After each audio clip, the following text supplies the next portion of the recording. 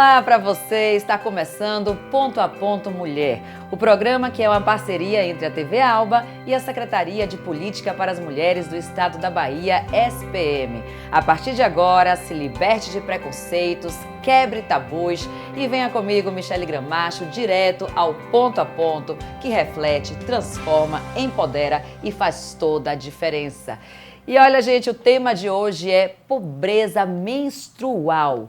Uma situação crítica que atinge muitas mulheres. E para falar sobre esse assunto, eu recebo aqui mulheres muito especiais e cheias de assunto. Aqui comigo, Michele Dantas. Ela é natural de Salvador, Bahia, tem experiência profissional como ativista em diplomacia em saúde e direitos humanos, especialmente na pauta de promoção de equidade de gênero. Atualmente, é oficial de projetos do Fundo de População das Nações Unidas, UNFPA, e chefe do escritório do UNFPA na Bahia. É formada em Relações Internacionais, com especialização na Universidade de Calgary. Tem também especialização em Igualdade e Diversidade pela London Metropolitan University, no Reino Unido.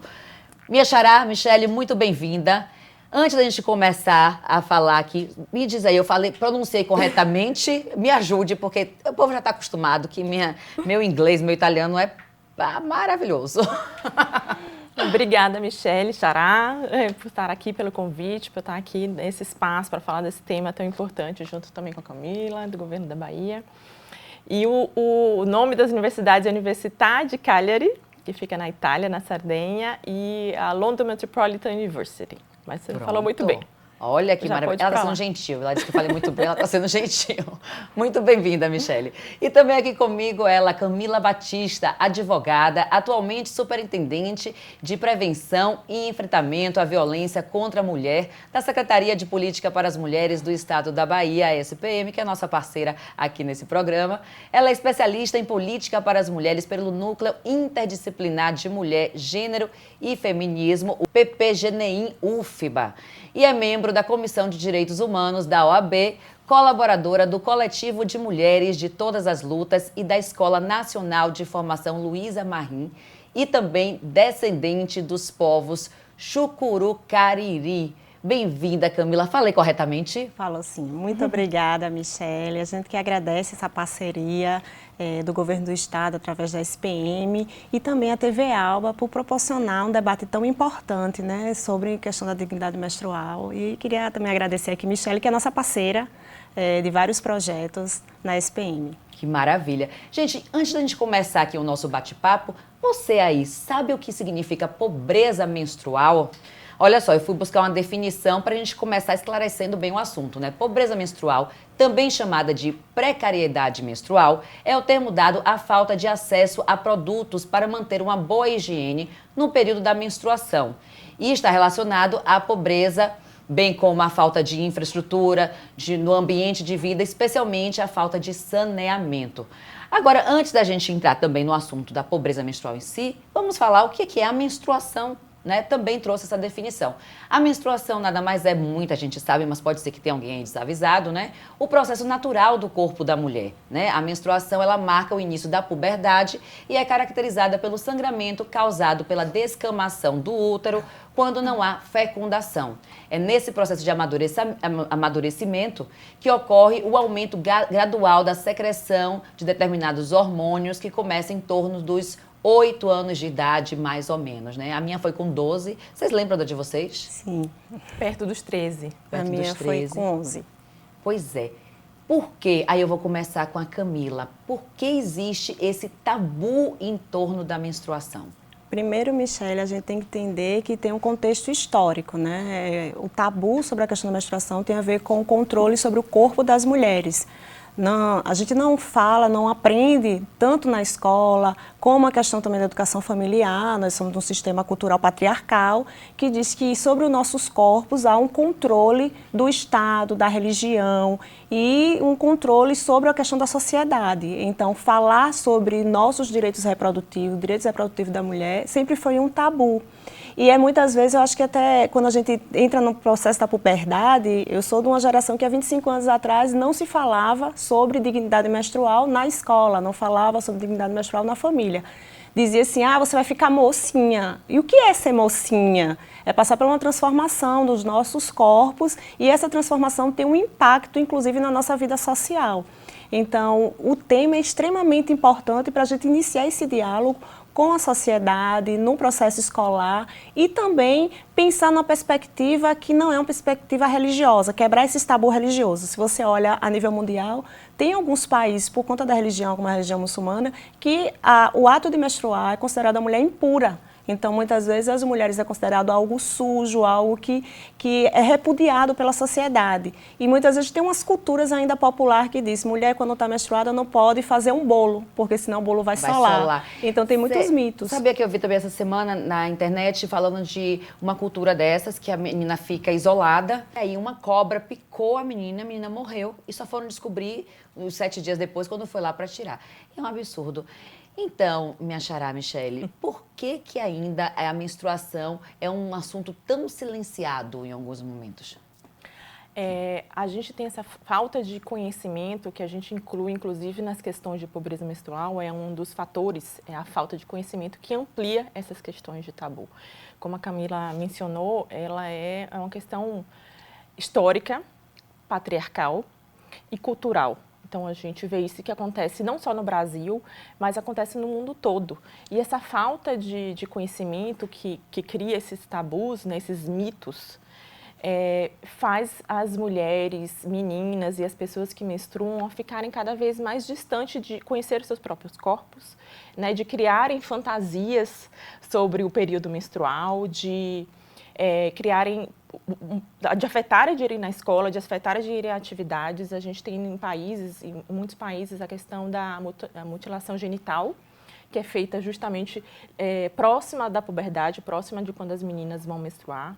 A gente também tem uma questão no mundo e no Brasil, a questão do casamento precoce, que também acontece muito a partir do momento que as meninas e mulheres e as pessoas que menstruam começam a menarca, então são consideradas como já aptas a casarem, aptas a engravidarem, então podem se casar.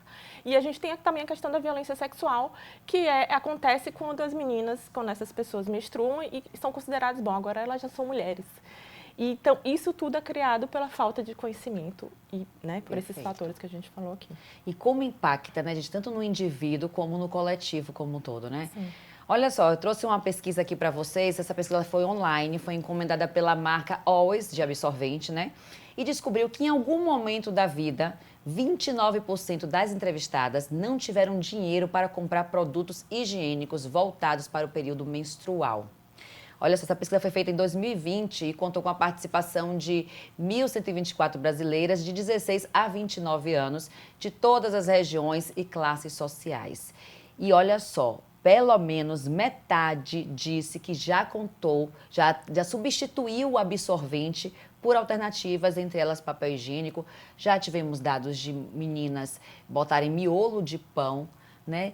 Qual é o prejuízo dessa situação, tanto para a saúde, quanto também para esse ir e vir, né, das mulheres de poder exercer suas atividades? Michele.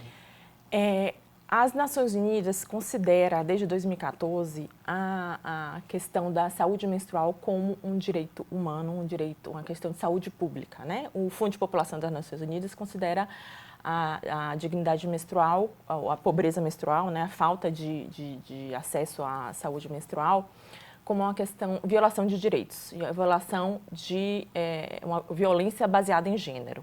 Então, a gente observa que a falta de acesso a insumos, a falta de acesso a conhecimentos, a infraestrutura, aumenta as desigualdades sociais, econômicas, para todas as meninas, mulheres e pessoas que menstruam. A gente cria um gap muito maior dessas desigualdades, né?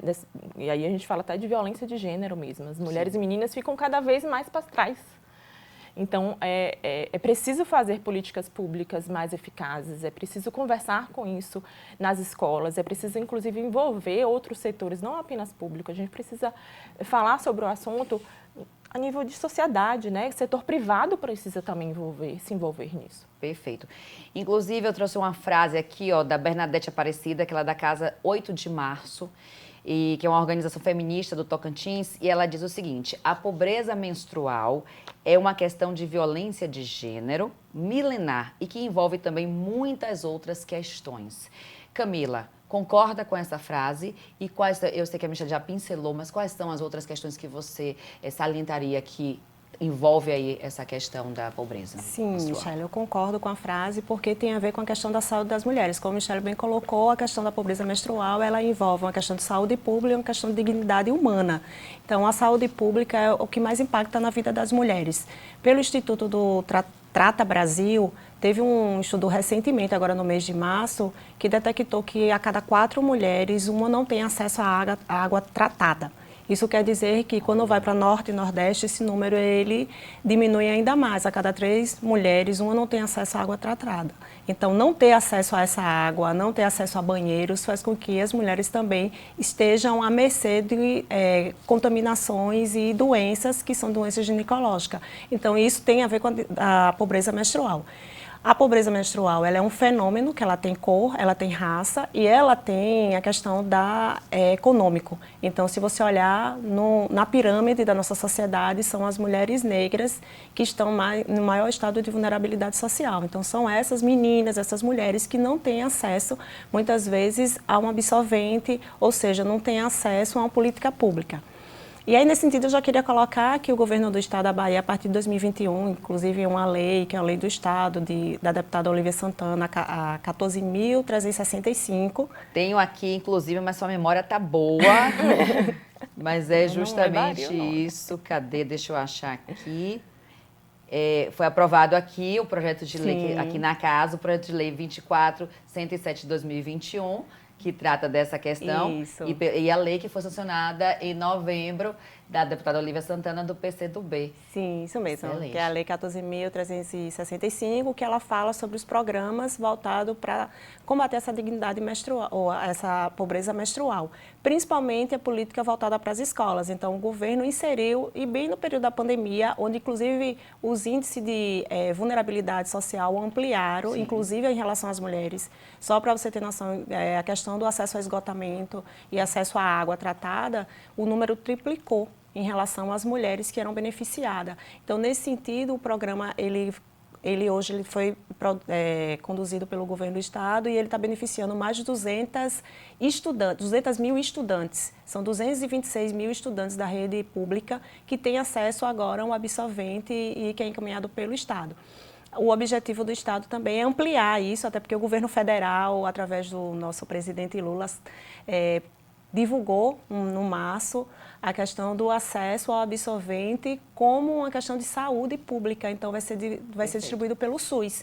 Então, era o mínimo que a gente já vinha reivindicando há muitos anos. É o mínimo de dignidade, né? E se você olha também sobre a questão do sistema prisional, há pouco tempo atrás, as mulheres do sistema prisional, elas não recebiam o absorvente porque não fazia parte do kit higiene. Então, elas utilizavam justamente o miolo do pão, às vezes um recorte de jornal, um lençol. Como é que não pode fazer parte do kit higiene, gente? É totalmente absurdo, inconcebível isso, né? Michelle, é milenar, como a gente já falou, é um problema que já acontece há muito tempo, mas por que só agora a gente escuta falar mais? E trouxe mais visibilidade. Lógico que tem as políticas públicas, mas o que você achou que foi a virada de chave? As questões de gênero vêm se tornando mais presentes no nosso dia a dia. As mulheres vêm se empoderando. Isso é um fenômeno que a gente vê aqui no Brasil, também observa no mundo todo. As questões de violência sexual, as questões de igualdade de gênero estão ficando mais no nosso dia a dia. Então, é natural que essas questões, né, porque é isso, como você falou, o problema de pobreza menstrual, né, de acesso a absorvente e outras formas de produtos de higiene menstrual, sempre existiram. Sim. Estão aí há muito tempo. Mas é agora que esses outros fatores também vêm evoluindo na sociedade, né? E eu falo também em termos de Brasil, como brasileira. A gente escuta muito mais hoje, que eu tenho 42 anos, a falar sobre empoderamento de mulheres e meninas do que quando eu tinha 15. Sim. Então, é natural que essas outras temáticas também acompanhem. A gente também vê um número um pouco, ainda ínfimo, mas ainda um pouco maior de mulheres ocupando cargos de poder.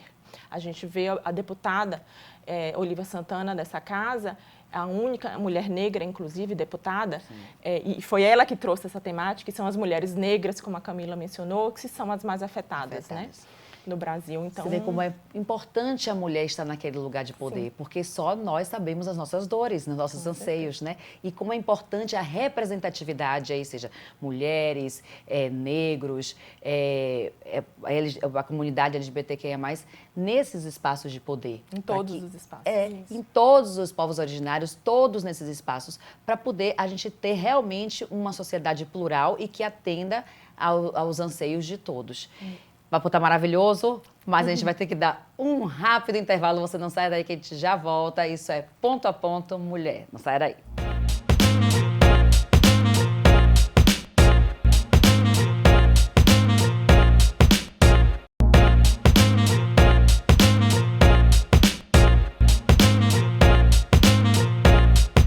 Voltamos com Ponto a Ponto Mulher, hoje com o tema pobreza menstrual, uma situação crítica que atinge muitas mulheres. A gente foi aqui para o bate-papo, para o intervalo, falando de toda essa situação, que é uma questão milenar, mas que agora tomou visibilidade.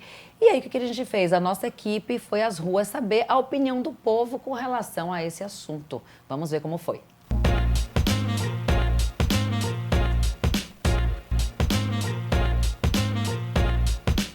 O que você faria se menstruar, se não tivesse como conter esse sangue para sair, por exemplo, para estudar, trabalhar, viver? O que você faria? Eu usaria absorvente, né?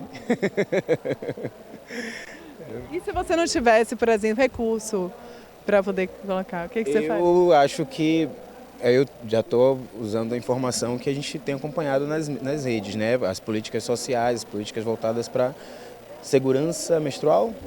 Segurança menstrual. Acho que fomentar isso seria importante. Buscaria um apoio, uma vez que eu não tenho recurso, políticas públicas que pudessem me favorecer. Bom, eu, numa situação dessa, eu realmente não sei o que eu faria, porque realmente é algo muito constrangedor e muito difícil para você ter que lidar. Então, acho que eu, não sei, tentaria me isolar em um canto, buscar alguma ajuda, algum socorro, algo do tipo, para poder... Não sei. Constrangedor. Muito constrangedor. Agora, eu já tive uma amiga que aconteceu a mesma coisa com ela, né? Eu, tipo assim, não menstruo, mas assim, eu acho que eu me sinto numa obrigação de ajudar ela em questão assim, tipo, em prestar um capote mesmo para amarrar no quadril. Só que, tipo assim, se fosse comigo, eu não saberia realmente o que fazer. Eu acho que eu ficaria preso dentro do banheiro e pediria ajuda de alguma amiga ou amigo para que me ajudasse. Sou marido e tenho uma filha, e eu sei que isso é bem complicado. Já passei por situações com a minha filha, né? Mais velha, e pai, aconteceu aqui um contratempo e o incômodo que causa, né? É terrível. Olha, que importante a gente fazer essa pergunta para os homens, né, Camila? E aí? O homem, ele não menstrua biologicamente, mas ele tem que entender pelo que a mulher passa. E me chamou a atenção que um falou assim, eu não sei o que eu faria. E me chamou a atenção mais ainda um outro falar, eu iria buscar políticas públicas. Então, a população está começando a entender que existem sim, essas políticas públicas para auxiliar nessa situação. Sim, Michele, eu acho que tem uma coisa também que chama atenção nas falas, né? Se acontecesse, eu não saberia o que fazer, ou eu chamaria alguém, ou eu não falo que é menstruação. Então, a falta de informação, da gente falar naturalmente sobre o ato de menstruar, isso tem um impacto na sociedade.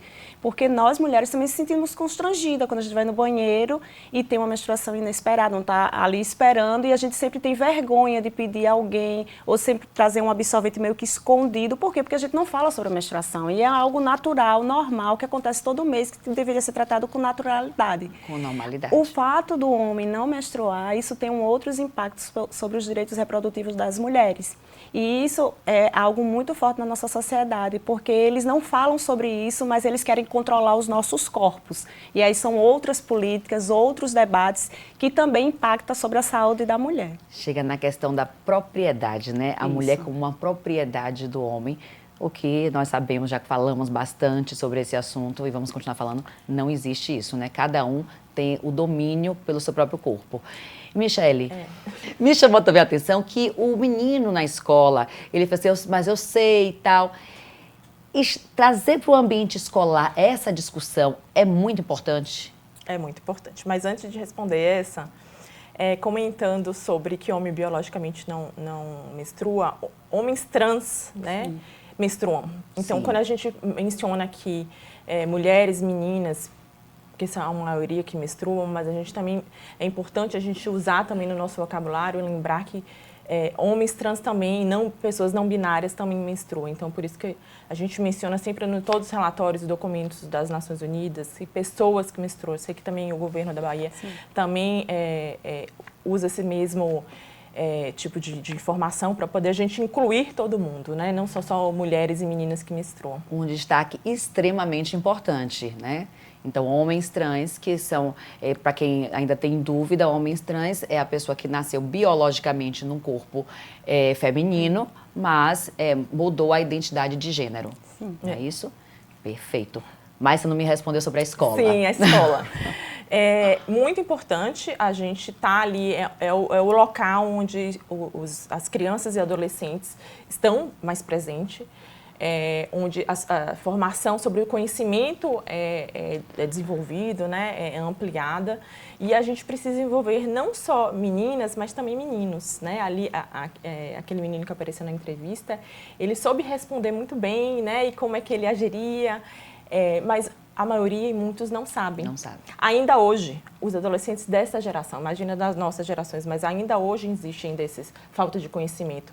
Então, a questão dos direitos reprodutivos, ela precisa ser tratada com naturalidade, como uma questão biológica, que é a menstruação, por todos. Né? Não é constrangedor menstruar. É algo normal, é uma secreção do nosso corpo completamente normal, que acontece todos os meses. Desde que o mundo é mundo, as mulheres e as pessoas que menstruam. Perfeito. Vamos agora ver o que as mulheres responderam, né? Vimos os homens e agora as mulheres. Rodou.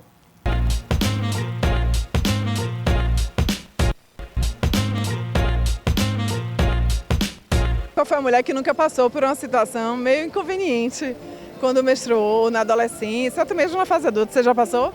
Já, sim. Na adolescência, é engraçado o grau de maturidade. Porque quando você é adolescente, você é até despreparada, você sente vergonha disso. É uma coisa natural que toda mulher tem. E agora, já na fase adulta, já aconteceu comigo também no trabalho. E o comportamento é completamente diferente. Acho que por você compreender que isso é natural da mulher. Então, quando se é muito novo, talvez pelo despreparo, a gente se envergonha. E já numa fase adulta, mais madura, você já entende, já aceita isso de uma outra forma. Nunca foi daquela e botou o casaquinho pra ficar com medo, ficar amiga, olha aí. Já até hoje, burra velha, já aconteceu e é assim que eu faço. Olha, se passei eu não lembro, sinceridade, mas assim, a única coisa que eu lembro da minha menstruação é que a primeira pessoa que soube que eu estava menstruada foi meu pai. Minha mãe estava viajando e a gente tinha uma relação muito boa, então eu fui criada vendo a menstruação com muita naturalidade. E hoje eu passo isso para minha filha, então eu acho que se sujar na rua, ela não vai ficar tão constrangida, porque a gente sempre viu isso com muita naturalidade. Desde cólicas e aí não poder participar, inclusive de atividades de educação física, até constrangimentos sociais mesmo, né? De acabar às vezes passando e a gente fica meio que desconfortável socialmente. Sempre nesse período a gente ia com casaco, mesmo que estivesse fazendo sol e tal, mas a gente dava aquela disfarçadazinha, né? Às vezes eu tô na escola, aí do nada chega, né? E aí eu, amiga, será que passou? Tá bom aí? Como é que tá as coisas? Mas sim, já passei. Isso já aconteceu comigo, principalmente no colégio uma vez. Eu tava sentada na cadeira e aí minha menstruação acabou vazando um pouco. E eu fiquei muito envergonhada, né? Porque meus colegas estavam ali, aquela agonia toda, o pessoal do meu derredor, então Para mim foi muito constrangedor, né? Nunca tinha passado por isso antes. Uma palavra que foi quase que unânime, constrangimento. Por quê? E Camila. justamente, Michele, é a falta de educação. A gente não foi forjado na sociedade de entender sobre os nossos corpos. Então, sempre foi um tabu, sempre foi muito escondido. E uma das falas que me chamou a atenção é sobre, muitas vezes, a possibilidade da gente fazer algo, da gente trabalhar ou de ir para a escola por conta das dores que o nosso corpo próprio produz, né? Então, hoje tem um projeto de lei na Câmara, na Câmara Federal, que é da Jandira Fergali, que é um projeto que trata sobre essa questão da disponibilidade da licença menstrual por 3 dias. O projeto teve uma alteração agora recentemente para 2 dias. Ele estava arquivado, foi desarquivado e eu estava acompanhando. A última movimentação dele foi mês passado. E é possível que seja aprovado para pensar também que nós, as mulheres que sofrem por conta da menstruação, e aí sofrem porque muitas delas têm endometriose, têm algum problema de saúde que provoca dores fortíssimas e elas deixam de ir fazer suas atividades, seja atividades de trabalho ou atividades físicas.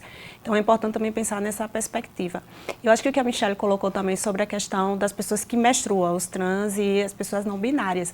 Então, esse também é um debate que a gente vem provocando justamente por uma questão de mudança da sociedade. Trabalhar essas pessoas também, entender que elas também menstruam e como é que vai ser o comportamento da sociedade nessa condição. Então, a gente tem trabalhado isso dentro do governo do Estado e colocar isso nos debates, inclusive nas escolas. Trazer isso, que depois eu falo um pouquinho sobre o que é o programa Oxe Me Respeita e como é que a gente vai introduzir esse debate também. Tá, joia. Diga, Michele. Michele fica assim, ó. Pode falar. A questão, incluindo, né, adicionando o que a Camila falou aqui sobre a PL que está do ano passado, da Jandira, em outros países, essas questões sobre acesso aos produtos de higiene para menstruação, já foi passado ou já foi batido, né? Mas a gente tem agora essa conversa também acontecendo, né? A Espanha foi recentemente o primeiro país a nível aqui no Ocidente a avançar na garantia desses direitos. Uma legislação que foi aprovada recentemente, mas essas legislações já tem nos países da Ásia. Então a gente vê que isso realmente tem um contexto mundial onde o Brasil está se inserindo também. Porque sempre a gente demora mais, né, gente? Não precisava, já era para estar à frente, né? A lei mesmo anterior da pobreza federal teve que receber o veto do ex-presidente Jair Bolsonaro, né? Teve o Congresso derrubar o veto. Quer dizer, a gente tem que lutar pelo óbvio, sempre. É cansativo, né? Mas a gente não cansa não, porque a gente vai e continua firme. Mas vamos lá. Eu vou trazer uns dados aqui para vocês.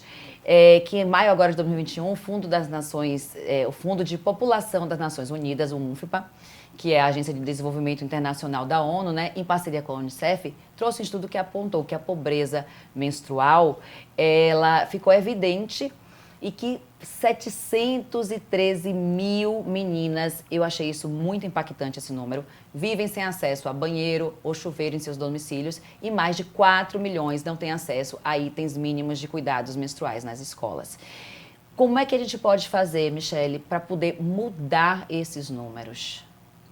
Bom, voltando um pouquinho em relação a dados, a gente tem a nível mundial, esses são os dados do Brasil que o relatório do UNFPA trouxe. E a nível mundial, a gente tem aí cerca de 2 bilhões de pessoas que menstruam. E aí eu sentindo realmente de pessoas, né? Sim. Dentro dessas 2 bilhões de pessoas que menstruam, a gente tem 500 milhões de pessoas que não têm acesso a produtos de higiene menstrual e a infraestrutura de qualidade. Isso é a nível mundial. E aí, quando a gente vem para o Brasil, são esses dados que a gente tem. A gente tem esses 4 milhões de meninas, e aqui o estudo mostra realmente meninas, mas a gente pode pensar que é um pouco maior quando a gente inclui pessoas que menstruam. É alarmante, né, os números? É isso, é muito grande. Mas mostra que tem a desigualdade. É mais do que a falta de insumos de produtos de higiene, ela é só a ponta do iceberg da questão da pobreza menstrual. Ela mostra, na verdade, tudo isso, a falta de saneamento, a falta de banheiro, privacidade. Descendo, né? Quando a gente tem acesso a banheiro, mas às vezes o banheiro está do lado de fora da rua, da casa.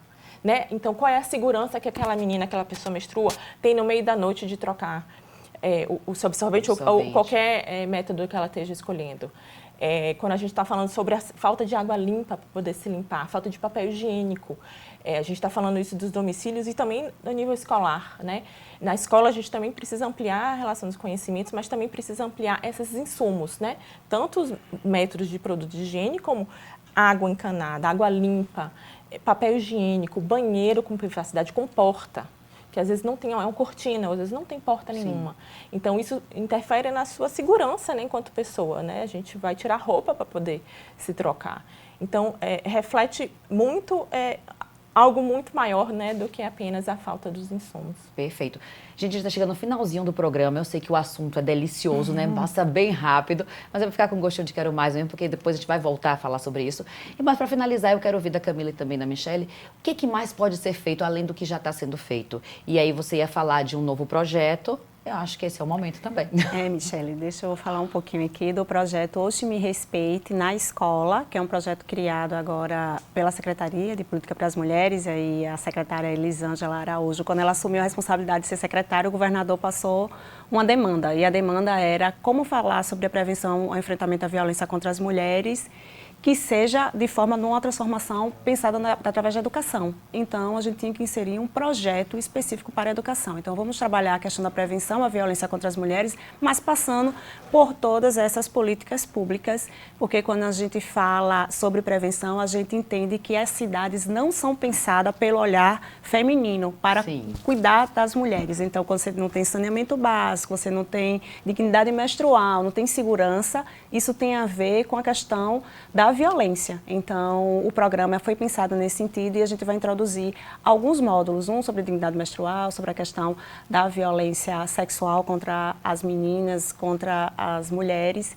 E, nesse sentido, a Fundação A União tem nos ajudado muito no processo de construção do projeto. Michelle é nossa parceira nesse processo, está sendo construído conjuntamente. Que maravilha.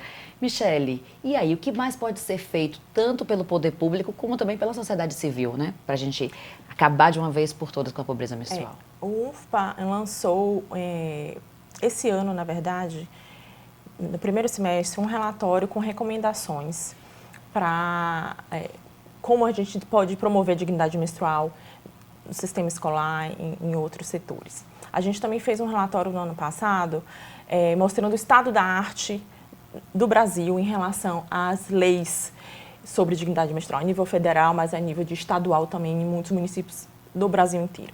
E a gente observou que o Brasil avançou muito em relação à legislação nessa temática, mas a gente precisa ainda avançar muito mais em políticas públicas, em programas específicos que trabalhem, porque só ter a lei no papel não adianta. A gente precisa que os governos implementem, a gente precisa disseminar mais conhecimento nas escolas, como o programa que a Camila falou, que a gente está apoiando o governo da Bahia. A gente vem apoiando o governo da Bahia, na verdade, sobre dignidade menstrual desde 2021, desde o programa que foi lançado. A gente também esteve com eles, com a Bahia, e a gente também está agora nesse novo projeto. Então, ampliar as discussões para além das legislações que estão no papel. O Brasil precisa avançar mais agora em implementar realmente as políticas públicas e chamar todos os atores estratégicos para isso. Sociedade civil, setor privado, universidades. A gente precisa pensar em estratégias de trabalhar essas questões para além do óbvio. Então, por exemplo, agora a gente precisa avançar também em produtos de higiene sustentáveis ambientalmente. A gente não pode tá fornecendo e pensando só em absorventes e outros produtos que a gente esteja trazendo problema para o meio ambiente, né? A gente está falando tanto agora da questão climática, da questão ambiental, então isso tudo está muito entrelaçado. E a lei, ela não foi feita para ficar no papel, né? Ela tem que ser executada na prática, né? Perfeito. Tínhamos muito a falar, eu tenho certeza disso, vai ter uma outra oportunidade, mas eu quero agradecer aqui a presença de vocês, compartilhar essa disponibilidade de compartilhar com a gente conhecimento. Muito obrigada, viu? Obrigada. Se tem algo que ataca a dignidade humana, é o tratamento diferenciado a quem de fato não merece. Leandro Bahia. Até o próximo Ponto a Ponto Mulher. Tchau, tchau.